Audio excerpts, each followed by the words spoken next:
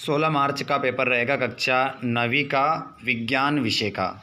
तो विज्ञान विषय का अगर पूरा पेपर छापना हो वार्षिक परीक्षा का तो इस वीडियो को आप लास्ट तक ज़रूर देखिएगा।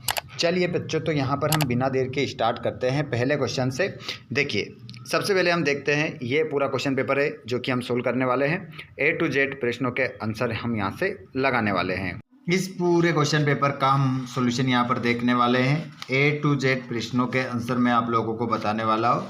तो सभी विद्यार्थी चैनल को सब्सक्राइब कर लीजिएगा, क्योंकि ऑल सब्जेक्ट के पेपर सेट वाइज आपको मिलने वाले हैं सभी ज़िले के लिए। सभी जितने भी हमारे विद्यार्थी हैं जो कक्षा 9वीं में रह के अध्ययन कर रहे हैं और अपने बेहतर परिणाम के लिए यहाँ पर इस चैनल पर आए हैं, तो आपको चिंता करने की आवश्यकता नहीं है। आइए बच्चों, यहाँ पर हम देखते हैं प्रश्न क्रमांक पहले से। सभी क्वेश्चन के आंसर आपको यहाँ पर मिलेंगे। क्वेश्चन नंबर पहला देखिएगा क्या है। सही विकल्प का चयन करके लिखना है। निम्न में कौन सा भौतिक परिवर्तन नहीं है? तो देखिए, भौतिक परिवर्तन क्या नहीं है? लोहे में जंग लगना। लोहे में जंग लगना भौतिक परिवर्तन नहीं है। मैग्नीशियम परमाणु का इलेक्ट्रॉनिक विन्यास है। तो मैग्नीशियम परमाणु का इलेक्ट्रॉनिक विन्यास है, तो 2,8,2 आंसर आपका इसमें होगा। लिख के रख लीजिएगा। दो अस्थियां आपस में जुड़ी होती है। तो दो अस्थियां आपस में जो जुड़ी होती है वो कंडरा द्वारा जुड़ी होती है, जिसे हम टेंडन भी कहते हैं। अगला क्वेश्चन, वेग का मात्रक होता है। तो वेग का जो मात्रक होता है ms1। अगला क्वेश्चन, कार्य करने की दर को कहते हैं। तो इसका आंसर हो जाएगा आपका ऊर्जा। कार्य करने की दर को कहते हैं ऊर्जा कहा जाता है। और निम्न में से रबी की फसल कौन सी है? तो रबी की फसल जो होगी वो हो जाएगी गेहूं। और धान, मक्का, सोयाबीन ये खरीफ की फसलें हैं। याद रखिएगा। इंग्लिश मीडियम वाले बच्चे सेम टू सेम आंसर लगा लेंगे। इंग्लिश में सेम आंसर होंगे। यहाँ पर आपका वीट हो जाएगा, गेहूं।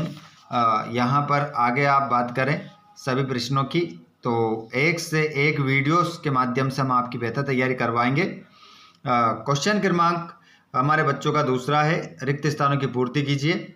बर्फ का गलनांक होता है 273 के होता है। 273 इसमें आप लिखेंगे 273 के होता है। कोलाइडी विलियन प्रभाव दर्शाता है। तो कोलाइडी विलियन जो प्रभाव दर्शाता है इसमें लिख देंगे आप ब्राउनी आपका आंसर हो जाएगा। परमाणु त्रिज्या को में मापा जाता है। तो परमाणु त्रिज्या को में मापा जाता है एंगस्ट्रॉम आंसर होगा आपका। परमाणु में उदासीन कण होता है। तो परमाणु में जो उदासीन कण होता है उसका नाम होता है न्यूट्रॉन। पौधों में गैसों का आदान प्रदान के द्वारा होता है। तो ये होता है रंध्र के द्वारा। रंध्र इसमें आंसर हो जाएगा, जिसे हम स्टोमेटा भी कह सकते हैं। ध्वनि खालिस्तान में संचरित नहीं हो सकती, निर्वात, इसमें आ जाएगा निर्वात। ये रहे हमारे इंग्लिश मीडियम वाले बच्चों के लिए। उसके बाद में यहाँ पर हम सत्याफत्य देखेंगे। देखिए, यहाँ पर आपको आंसर में क्या लिखना है? सत्याफत्य ऐसे लिखना है। मैं राइट का निशान लगाऊंगा मतलब सत्य, और जहाँ कट का निशान लगाऊंगा वहाँ पर आपको असत्य लगाना है, असत्य लिखना है। ऐसे कट का निशान नहीं लगा कर जाना है, पर आपको समझाने के लिए लगा रहे हैं। यहाँ पर देखिएगा, तीसरा प्रश्न है, निम्नलिखित कथनों के सत्य असत्य लिखिए। मिश्रण का गलनांक निश्चित होता है, असत्य लगाएंगे, असत्य ये लिखेंगे यहाँ पर, है ना, कट लगा दिया है मतलब असत्य लिखना है। लोहे में जंग लगना भौतिक परिवर्तन है, असत्य। ओडोमीटर वाहन की दूरी मापता है, सत्य। दाब का एसआई मात्रक पास्कल है, सत्य। एक kWh एक यूनिट के बराबर होता है, असत्य। साहीवाल गाय की विदेशी नस्ल है, तो इसका आंसर सत्य हो जाएगा।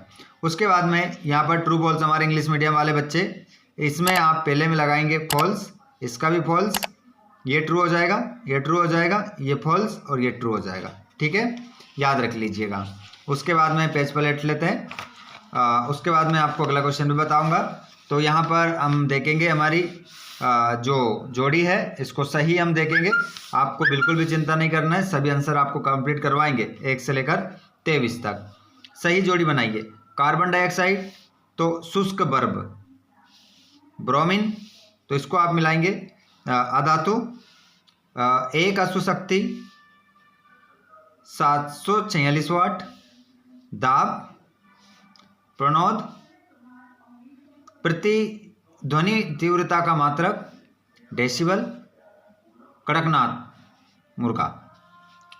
इंग्लिश मीडियम वाले बच्चे जो हमने हिंदी मीडियम में बताया सेम टू सेम जोड़ी मिलाएंगे, सेम टू सेम कुछ भी नहीं करना है। और उसके बाद में यहाँ पर आपका एक शब्द में उत्तर देना है। तो यहाँ पर हम देख लेंगे क्या हो जाएगा। एक शब्द में या एक वाक्य में उत्तर देना है। जल का क्वथनांक बिंदु लिखिए। तो 100 डिग्री सेल्सियस, 100 डिग्री सेल्सियस आपका आंसर होगा। तत्व को परिभाषित कीजिए। एक ही प्रकार के कणों से मिलकर बना पदार्थ, एक ही प्रकार के कणों से मिलकर बना पदार्थ। त्वरण का एसआई मात्रक लिखिए।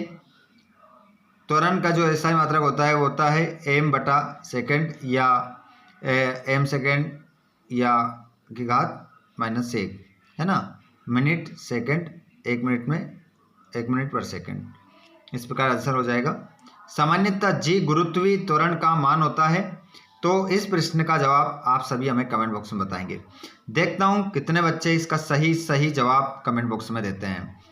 ऊर्जा को परिभाषित कीजिए। तो कार्य करने की दर। सामान्यतः मनुष्य की सर्वथा परास होती है 20 हर्ट्ज से 20,000 हर्ट्ज।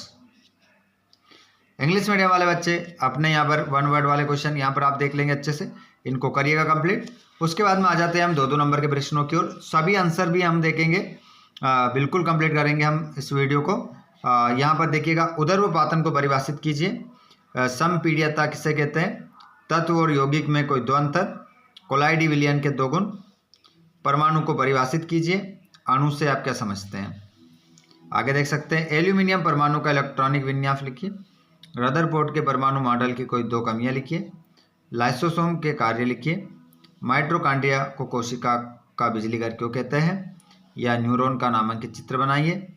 इस प्रकार सभी क्वेश्चन हम देख रहे हैं यहाँ पर।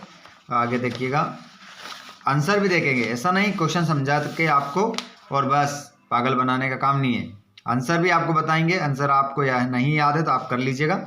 एक समान गति क्या है? औसत चाल को परिभाषित कीजिए। जड़त्व को परिभाषित कीजिए तथा जड़त्व की 2 अवस्थाएं लिखिए। न्यूटन का गति संबंधी तृतीय नियम लिखिए तथा एक उदाहरण दीजिए। आगे देख सकते हैं, गुरुत्वाकर्षण का सार्वत्रिक नियम लिखिए।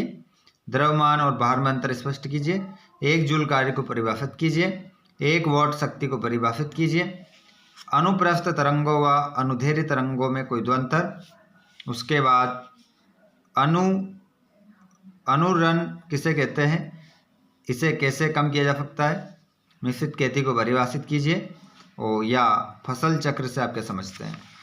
उसके बाद में भी क्वेश्चन देख सकते हैं। ये यहाँ पर क्वेश्चन है आपके सारे, आंसर भी हम देखने वाले जस्ट अभी। निम्नलिखित के रासायनिक सूत्र लिखिए। तो इनके रासायनिक सूत्र बताना है। इंग्लिश मीडियम वाले इंग्लिश में देखते रहे। और यहाँ पर अथवा वाला है, यौगिकों में विद्यमान तत्वों के नाम लिखिए। तो इनके नाम लिखना है। उसके बाद में हृदय पेशी का नामांकित चित्र बनाकर इसका कोई एक कार्य लिखिए। और यहाँ पर रेखित पेशी या अरेखित पेशी में कोई 3 अंतर बताना है। दूरी और विस्थापन में कोई 3 अंतर बताना है। और चाल और वेग में कोई 3 अंतर यहाँ पर बताने हैं। उसके बाद में यहाँ पर देखते हैं हम अगले क्वेश्चन की ओर। यहाँ पर देखेंगे, आप देखिए क्या ज़बरदस्त क्वेश्चन पेपर है। पूरा यदि आपने लगा लिया तो पूरे नंबर आपके ही आएंगे। समस्थानिक को परिभाषित कीजिए। समस्थानिकों के कोई 3 अनुप्रयोग लिखिए। निम्न परमाणुओं की परमाणु संरचना का आरेख बनाइए।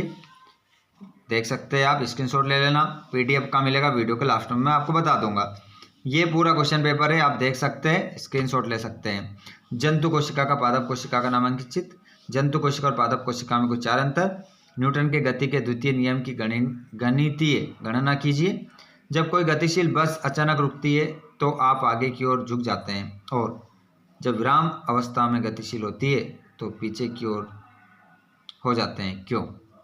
अब आंसर देख लेते हैं हम 6 से लेकर तो 23 तक आंसर हम देखेंगे। उससे पहले यदि आपने यहाँ से आपके 100% क्वेश्चन आने वाले, अगर इसी प्रकार आप चाहते हैं कि वीडियो आपको मिले तो चैनल को जरूर सब्सक्राइब कीजिएगा बच्चों, ताकि नेक्स्ट क्लास का वीडियो आपके पास सबसे पहले पहुँच सके। आइए तो बढ़ते हम पहले जो हमारा छठा क्वेश्चन है उसके आंसर से अथवा सही आंसर हम देखेंगे ताकि हमारी बेहतर तैयारी हो सके। तो चलिए, वीडियो को अभी तक जिसने लाइक नहीं किया है एक बार वीडियो को लाइक कर दें और शेयर कर दें अपने दोस्तों को वीडियो को, ताकि सभी तक ये वीडियो पहुंच सके और सभी बच्चे अपनी बेहतर तैयारी कर सके। चलिए तो हम बिना देर के स्टार्ट करते हैं पहले क्वेश्चन से। क्वेश्चन नंबर 6 है जिसका आंसर हम देखने वाले हैं यहाँ पर। उदरपातन को परिभाषित कीजिए। तो उदरपातन वह प्रक्रिया है जिसमें कोई ठोस पदार्थ बना द्रव अवस्था में बदले सीधे गैस अवस्था में परिवर्तित हो जाता है। इसी प्रकार गैस को ठंडा करने पर वह बिना द्रव में बदले सीधे ठोस में बदल जाती है।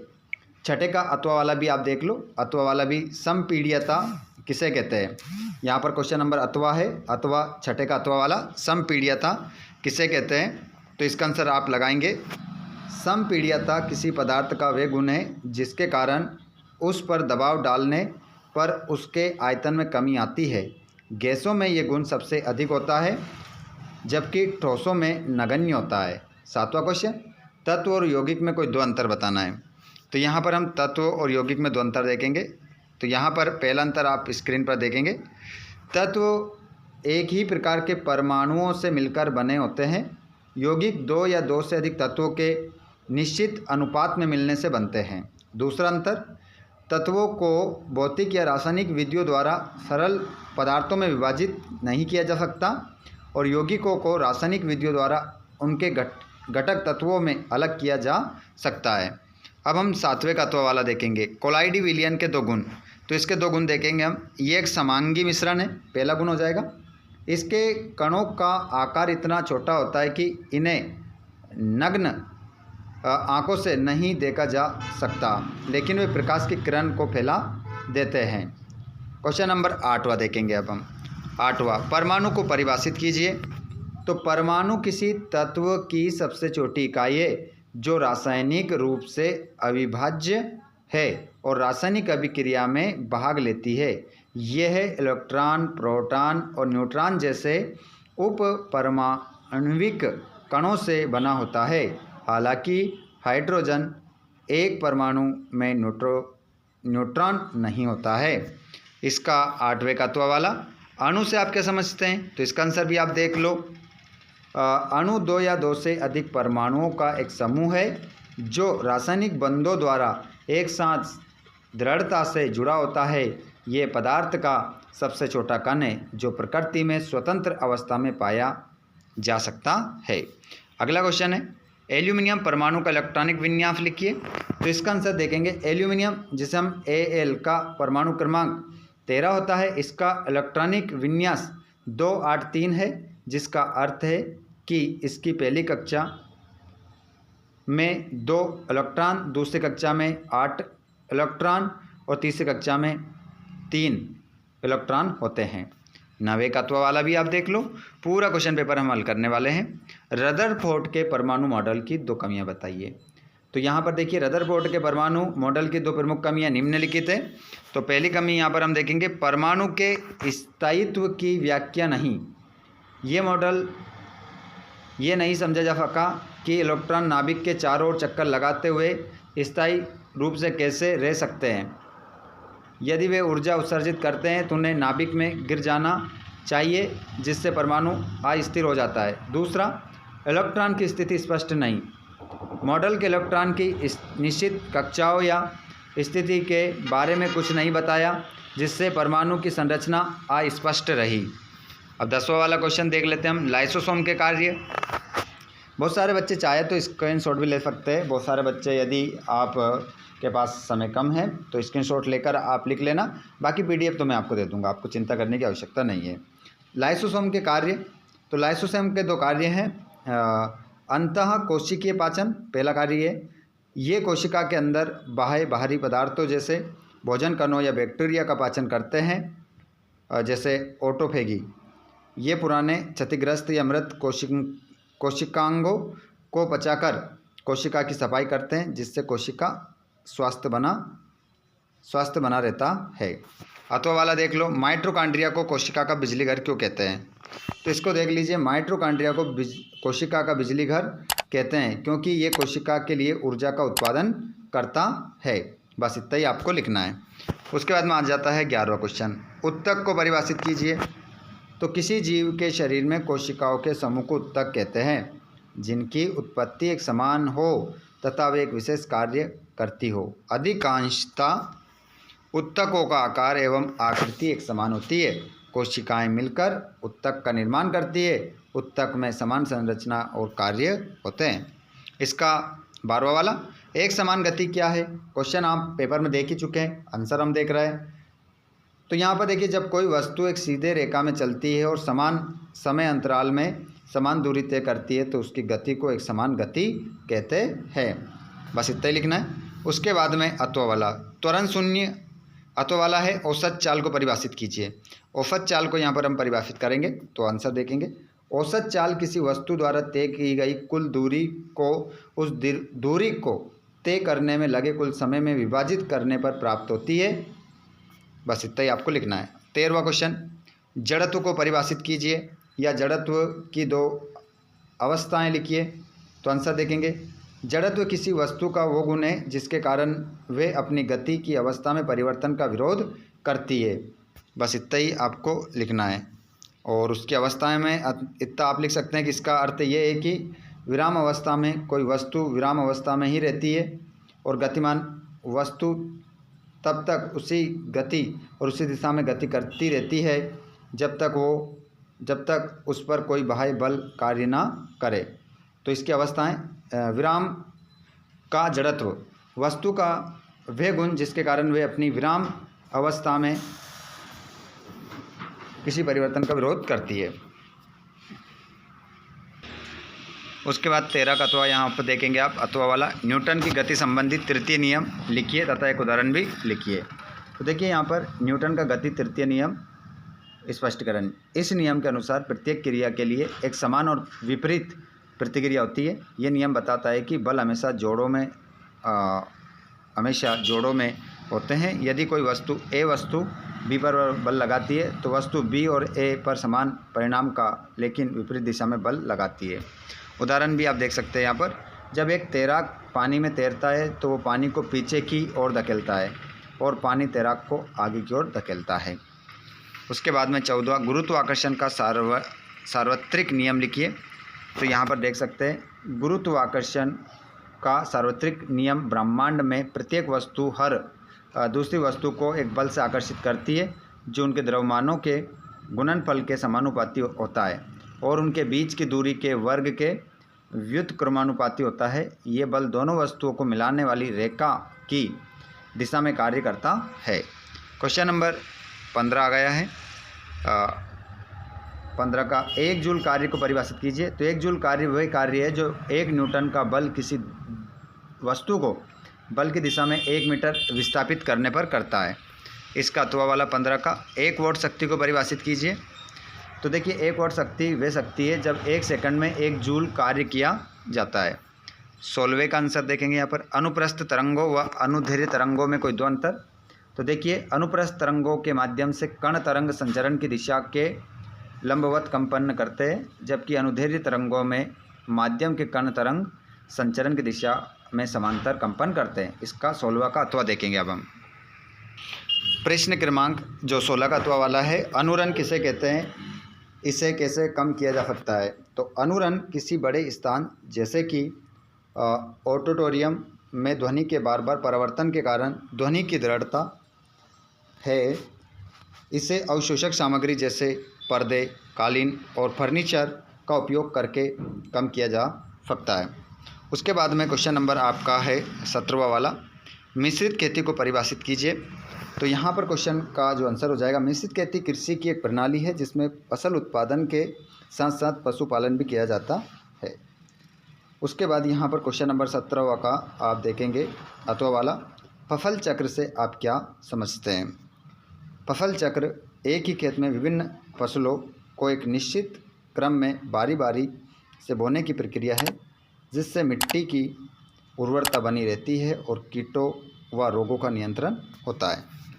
उसके बाद में 19वां क्वेश्चन है, हृदय पेशी का नामांकित चित्र बनाकर इसका कोई एक कार्य लिखिए। तो यहाँ पर मैं कार्य बता रहा हूँ, चित्र अभी बाद में बता देंगे आपको। इसी वीडियो के लास्ट में आपको चित्र इसका मिल जाएगा।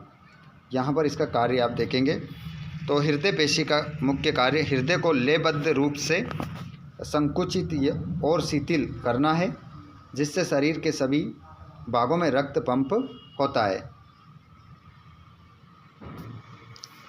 उसके बाद में क्वेश्चन नंबर 20वां था, दूरी और विस्थापन में कोई 3 अंतर। यहाँ पर दूरी और विस्थापन के बीच मुख्य जो अंतर है उसको हम देखेंगे। दूरी एक अदिश राशि है जबकि विस्थापन एक सदिश राशि है। पहला अंतर कंप्लीट होगा। यहाँ पर दूरी हमेशा धनात्मक होती है जबकि विस्थापन धनात्मक, ऋणात्मक या शून्य हो सकता है। दूरी पथ पर निर्भर करती है जबकि विस्थापन केवल प्रारंभिक और अंतिम स्थिति पर निर्भर करता है। उसके बाद में इसका अथवा वाला चाल और वेग में 3 अंतर। तो चाल एक अदिश राशि है जबकि वेग एक सदिश राशि है। चाल किसी भी दिशा में तय की गई दूरी की दर है जबकि वेग एक विशिष्ट दिशा में विस्थापन की दर है। चाल हमेशा धनात्मक होती है जबकि वेग ऋणात्मक, धनात्मक या शून्य हो सकता है। उसके बाद में क्वेश्चन नंबर जो आपके बच रहा है वो अब हम देखते हैं। प्रश्न नंबर 18 हमने नहीं देखा था। निम्नलिखित के रासायनिक सूत्र लिखना था।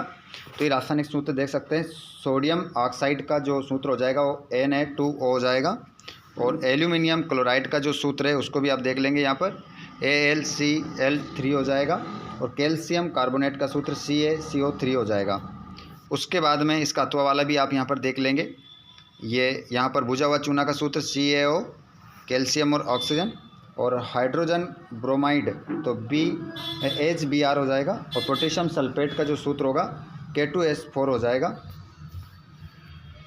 एक क्वेश्चन और था आपका, रेखित और अरेखित पेशी में अंतर।